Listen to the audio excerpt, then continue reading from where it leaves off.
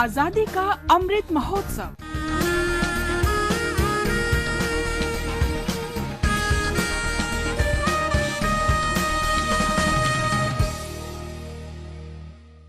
आजादी का सफर, आकाशवाणी के साथ एक राष्ट्र का जन्म, भारत का शानदार स्वाधीनता संघर्ष आधुनिक विश्व के महानतम संघर्षों में से एक है। आकाशवाणी आपके लिए रोजाना ला रही है इस शानदार संघर्ष की एक झलक। आज महान स्वाधीनता सेनानी और क्रांतिकारी बटुकेश्वर दत्त की जयंती है। उनका जन्म 18 नवंबर 1910 को पश्चिम बंगाल के बर्धमान जिले में हुआ था। दत्त का बचपन उत्तर प्रदेश के कानपुर में बीता और वहीं उन्होंने पढ़ाई की। क्रांतिकारी के रूप में उनका जीवन किशोरावस्था से भी पहले शुरू हो गया था, जब उन्होंने कानपुर की माल रोड पर अंग्रेजों को एक भारतीय बच्चे की बेरहमी से पिटाई करते देखा। वो बच्चा सड़क पर घूम रहा था, जो भारतीयों के लिए प्रतिबंधित था।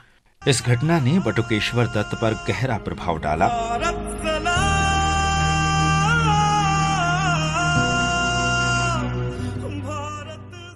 और उन्होंने ब्रिटिश औपनिवेशिक शासन के विरुद्ध गतिविधियों में भाग लेना शुरू कर दिया। प्रताप के संपादक सुरेश चंद्र भट्टाचार्य के माध्यम से दत्त सचेंद्र नाथ सान्याल जैसे क्रांतिकारियों के संपर्क में आए, जो हिंदुस्तान रिपब्लिकन एसोसिएशन के सह संस्थापक थे।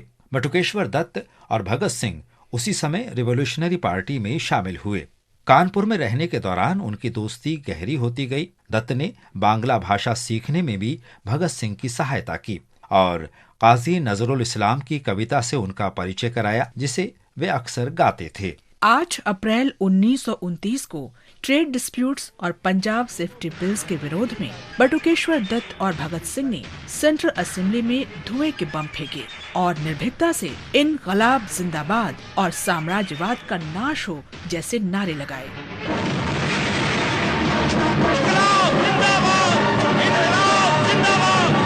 बटुकेश्वर दत्त को असेंबली बम केस में आजीवन कारावास की सजा हुई और अंडमान की सेलुलर जेल भेज दिया गया। वहां उन्होंने राजनीतिक कैदियों के अधिकारों के लिए 2 बार भूख हड़ताल की। बाद में 1937 में उन्हें सेलुलर जेल से हजारीबाग जेल भेज दिया गया। वहां से दत्त को दिल्ली जेल और अंत में पटना जेल भेजा गया। दत्त को 8 सितंबर 1938 को रिहा किया गया, क्योंकि कई बीमारियों के कारण उनकी हालत बिगड़ने लगी थी। दत्त को इस शर्त पर रिहा किया गया कि वे किसी तरह की हिंसक राजनीतिक गतिविधि में शामिल नहीं होंगे या हिंसा को बढ़ावा देने वाले किसी राजनीतिक संगठन से नहीं जुड़ेंगे। रिहा होने पर जब उनकी सेहत ठीक होने लगी तो दत्त एक बार फिर क्रांतिकारी गतिविधियों में भाग लेने लगे। बटुकेश्वर दत्त ने 1942 में भारत छोड़ो आंदोलन में भाग लिया और उन्हें गिरफ्तार कर लिया गया। उन्हें 1947 में रिहा किया गया। 20 जुलाई 1965 को दिल्ली में कैंसर से बटुकेश्वर दत्त की मृत्यु हो गई। भगत सिंह की 85 वर्ष की माताजी अक्सर अस्पताल में बटुकेश्वर दत्त को देखने जाती थीं।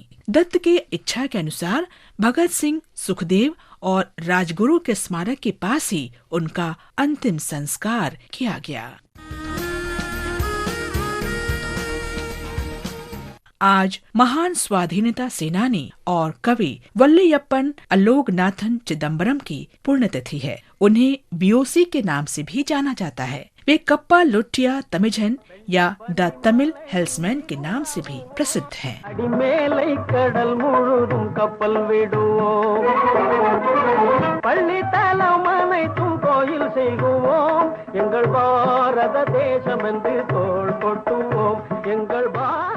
वे प्रसिद्ध वकील, मजदूर संघ के नेता और इंडियन नेशनल कांग्रेस के नेता भी थे। चिदम्बरम ने कोयला मिलों के मजदूरों को एकजुट किया और इस तरह स्वदेशी आंदोलन के सामाजिक आधार का विस्तार किया। कठिन परीक्षा से गुजरने के बाद उन्होंने British India steam navigation company के एकाधिकार को चुनौती देने के लिए 1906 में स्वदेशी स्टीम नेविगेशन कंपनी स्थापित की। तूतीकोरिन 20वीं सदी के आरंभिक वर्षों में स्वाधीनता संघर्ष का गढ़ बन गया था। वीओ चिदम्बरम ने स्वदेशी और बहिष्कार के सिद्धांत के साथ राष्ट्रवाद और स्वतंत्रता के बीज बोए। अंग्रेजों ने उन पर राजद्रोह के आरोप लगाए। और आजीवन कारावास की सजा दी। उनका बैरिस्टर का लाइसेंस भी वापस ले लिया गया। तूतीकोरिन में इंडियन नेशनल कांग्रेस के कार्यालय में 18 नवंबर 1936 को वीओसी का निधन हो गया।